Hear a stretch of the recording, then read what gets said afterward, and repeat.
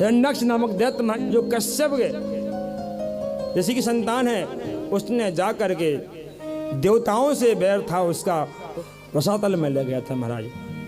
बोले अब पृथ्वी की उत्पत्ति हो तो हो कैसे, जब पृथ्वी है ही नहीं है। तो कहा सभी देवता आश्चर्यचकित थे। वहां पर ब्रह्मा जी बैठे हुए थे।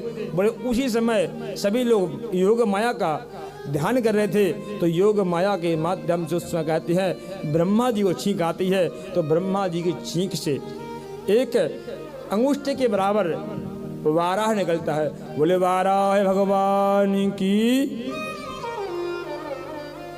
और जाकर के वाराह भगवान के माध्यम से आप पृथ्वी कहते देखते देखते बहुत विकराल स्वरूप उनका हो जाता है। और जैसे उन्होंने वहां पर अट्टहास किया महाराज, तो कहते उनकी रोमा बलि, उनके शेष कुछ रोम गिर जाती है, जिससे क्या बनता है कुश। जो पूजा में कुशा बनता है ना, कुशा होती है, ये उनके ही रोम है। हमारे शास्त्रों में देवी भागवत के अनुसार कहते वाराह भगवान के 12 से अंकित तीर्थ चिन्ह शुभ माने जाते हैं। अब जैसे ही योग माया के ऊपर देखा तो वहां पर योग माया खड़ी हुई है और उनने आदेश दिया जाओ इस हिरण्याक्ष का वध करो।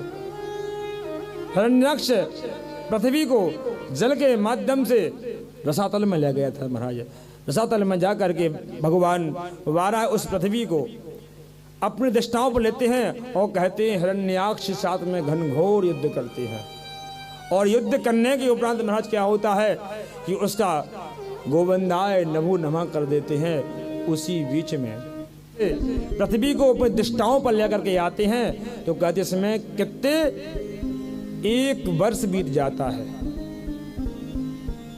1 वर्ष जब बीत जाता है तो भगवान वाराह के दृष्टाओं के जो वहां पर कहते दांतों के पास जो रोमावली है, रोमावली के संकर्षण से एक पुत्र उत्पन्न होता है। उससे एक पुत्र उत्पन्न होता है। उस पुत्र का नाम है क्या, मंगल। देवी भागवत के अनुसार वाराह भगवान और पृथ्वी मैया के मिलन से एक पुत्र उत्पन्न होता है। इसका नाम क्या हुआ, मंगल। मंगलवार के दिन कभी धरती को नहीं खोदते हैं, हमारे शास्त्र में वर्जित है।